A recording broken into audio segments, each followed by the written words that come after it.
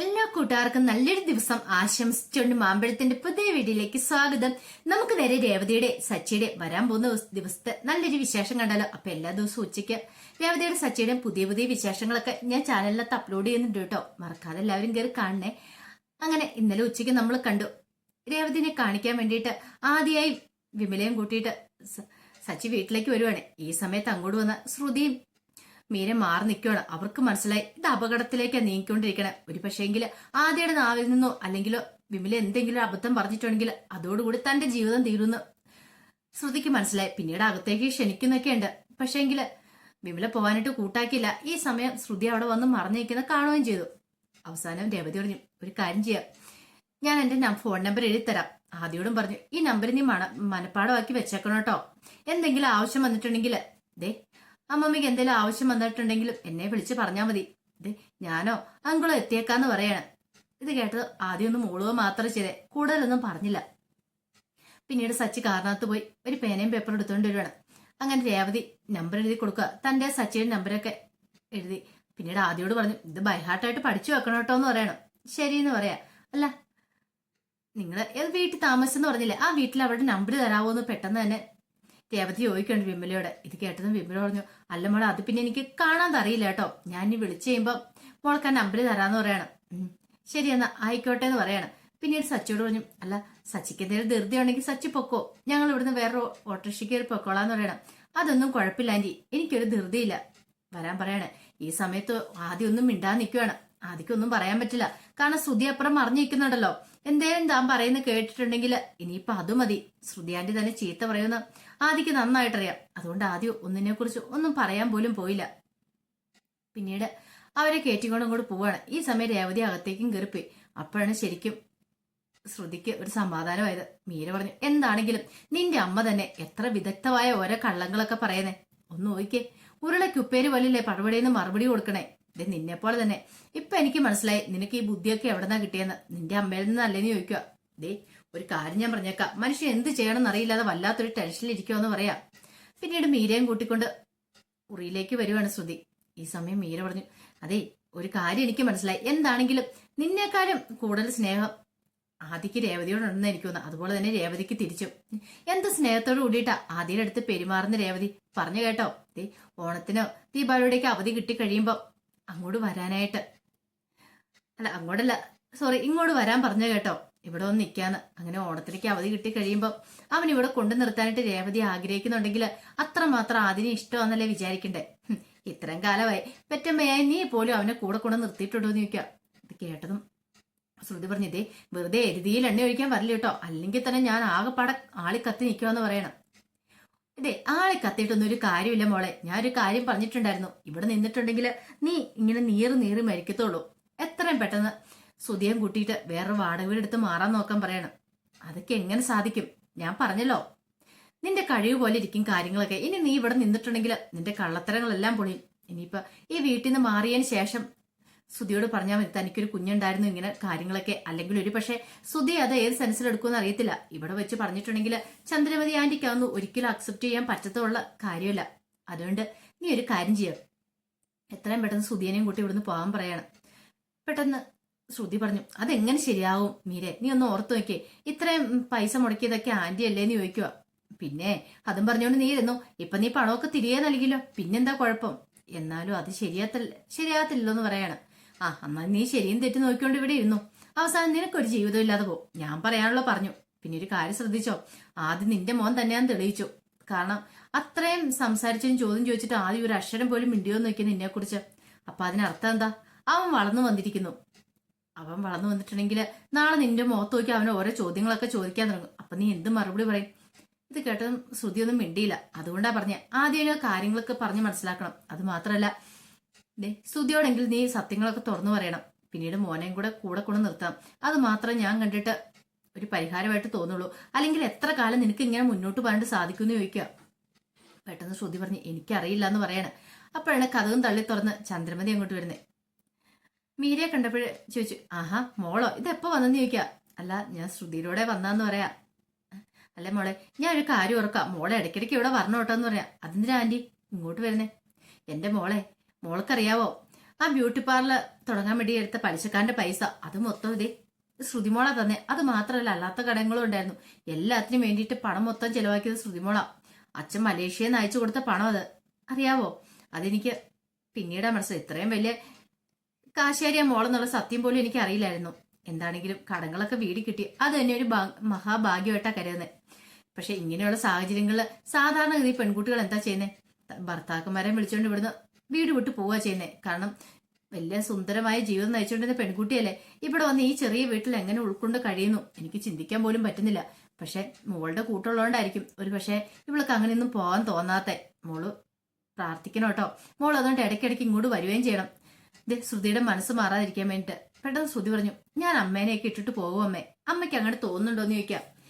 ഇല്ല ഇല്ല മോളെ, ഞാനും കൂടെ പറഞ്ഞെന്നുള്ളൂ. ഈ സമയം മീര പറഞ്ഞു, ശരിയാ, ഞാനിവിടെ വരുമ്പോ എപ്പോഴും അവളോട് പറയും, ആന്റി പാവാ, ഒരു കാരണവശാൽ ആന്റിനെ ഒന്നും ഉപേക്ഷിക്കരുത്. ആന്റിയുടെ കൂടെ ആന്റിനെ അങ്കിളിനെ നോക്കി ഇവിടെ വീട്ടിൽ തന്നെ നിങ്ങൾ കാണണമെന്നൊക്കെ. ഇത് കേട്ടതും കണ്ണുരുട്ടിയൊന്ന് നോക്കുവാണ് ശ്രുതി മീരയെ. നിന്ന നിപ്പിൽ തന്നെ അവിടെ ഞങ്ങൾ പ്ലേറ്റ് മാറി. മുമ്പ് വരെ പറഞ്ഞുകൊണ്ടിരുന്നേ ഇവിടുന്ന് എങ്ങനെയും മാറണമെന്നാ. ഈ സമയത്ത് ചന്ദ്രമതി പറഞ്ഞു, മോളുടെ ഇടയ്ക്ക് വന്നാൽ മതി. എന്റെ ഭാമനെ പോലെ തന്നെയാ മോള്. എന്റെ ഏറ്റവും വലിയ കൂട്ട ഭാമ. അതുപോലെ തന്നെ ശ്രുതിയുടെ ഏറ്റവും വലിയ ഫ്രണ്ടല്ലേ മോള്. ഇപ്പൊ കുറച്ചാൾ കഴിയുമ്പത്തേനും കണ്ടു മോൾക്ക് ഇച്ചിരി പ്രായമായി കഴിയുമ്പത്തേനും ഭാമയുടെ അതേ ഷേപ്പും കൂടെ ആയിരിക്കും എന്ന് പറയാം. ഈ സമയം മീര ശ്രുതിനെ ഒന്ന് നോക്കുവാണ്. മീരയ്ക്കാണ് ശരിക്കും പറഞ്ഞ ചിരി വരുന്നുണ്ടായിരുന്നു. കാരണം ഇവളുടെ അവസ്ഥ ഇപ്പൊ എന്താന്ന് ചന്ദ്രമതി ആന്റിക്ക് അറിയത്തില്ലോ. ശരിക്കും പറഞ്ഞിട്ടുണ്ടെങ്കിൽ വല്ലാത്തൊരവസ്ഥ പെട്ടു നിൽക്കുമ്പോഴാണ് ഇങ്ങനെയൊരു സംഭവം കൂടെ നടക്കണേ. പിന്നീട് കാണിക്കുന്നത് വർഷസന്ധ്യയായിട്ടും റെസ്റ്റോറന്റ് ഇറങ്ങി പോകാനായിട്ട് കൂട്ടാക്കില്ല. അപ്പോൾ ഒരു തീരുമാനം പറയാതെ റെസ്റ്റോറന്റിൽ ഇറങ്ങത്തില്ല എന്ന് പറഞ്ഞോണ്ടാ വർഷം അവിടെ വന്ന് ഇരിക്കും തന്നെ. കുറച്ച് കഴിഞ്ഞപ്പോഴത്തേനും ശ്രീകാന്ത് വന്നിട്ട് പറഞ്ഞു, അതെ ഒരു കാര്യം ഞാൻ പറഞ്ഞേക്കാം, റെസ്റ്റോറന്റ് അടയ്ക്കാറായെന്ന് പറയാം. അതിന് ഞാൻ എന്ത് ചെയ്യണം? നിനക്കൊന്നും ഇല്ലേന്ന് ചോദിക്കാം. നീ ഇവിടുന്ന് ഇറങ്ങി മാറിത്തരണം, നിന്നല്ലേ ഇവർക്ക് റെസ്റ്റോറന്റ് അടയ്ക്കാൻ പറ്റുള്ളൂ. ഞാൻ ഇവിടുന്ന് ഒരിടത്തേക്കും പോകുന്നില്ല, ഞാൻ ഇവിടെ തന്നെ ഇരിക്കുമെന്ന് പറയാം. അത് പക്ഷേ ഇത് എന്റെ റെസ്റ്റോറന്റ് അല്ല, ഇതിന് ഓർഡർ വേറെയാന്ന് പറയാം. ആരൊക്കെ വന്ന് പറഞ്ഞാലും ശരി, ഞാൻ ഇവിടുന്ന് പോകത്തില്ല. എനിക്ക് അതിനു മുമ്പ് ശ്രീകാന്തിനും മറുപടി തരണം. മറുപടി തന്നാൽ മാത്രം ഞാൻ ഇവിടുന്ന് പോകത്തോളൂ എന്ന് പറയാം. ഇത് കേട്ടപ്പോ ശ്രീകാന്ത് പറഞ്ഞു, ഇത് വലിയ ശല്യമായല്ലോ എന്ന് പറയാം. ഓഹോ, അപ്പൊ ഞാൻ നിനക്ക് വലിയ ശല്യമല്ലേ? ഇപ്പൊ എനിക്ക് എല്ലാം മനസ്സിലാവുന്നുണ്ട്. കല്യാണത്തിന് മുമ്പ് ഇതാണെങ്കിൽ മിക്കവാറും കല്യാണം കഴിഞ്ഞ് എന്തായി തീരുന്ന് ചോദിക്കുക. ഇത് കേട്ടോ ശ്രീകാന്ത് ചോദിച്ചു, കല്യാണോ? ഓഹോ, അപ്പൊ നീ എന്നെ വെറുതെ പ്രണയിച്ചാണോന്ന് ചോദിക്കുക. അപ്പൊ നിനക്ക് വെറുതെ ടൈം പാസ് ആയിരുന്നല്ലേ? അപ്പൊ നിനക്ക് എന്നോട് ഇഷ്ടമില്ലായിരുന്നല്ലേ എന്ന് ചോദിക്കുക.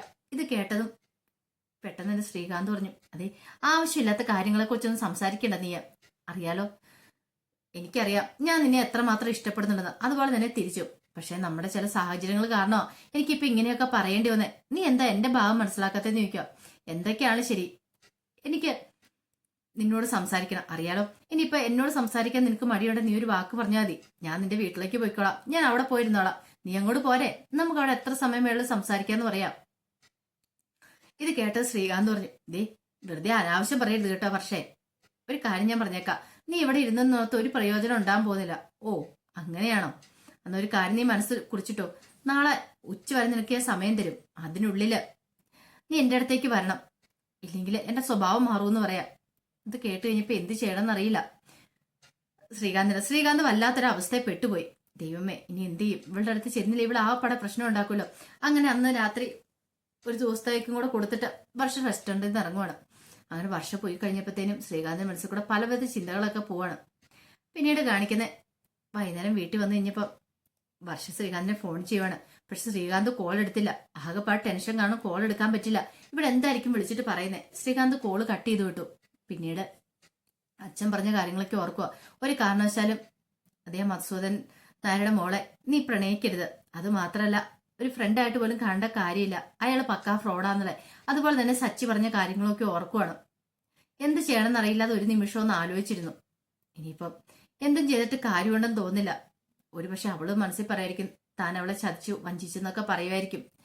പക്ഷെ എന്ത് ചെയ്യാനാ? ഈ സമയം വർഷയ്ക്കാണ് വല്ലാത്ത ടെൻഷനായിരുന്നു. കോൾ എടുക്കുന്നുമില്ല ശ്രീകാന്തിനെ വിളിച്ചിട്ട്.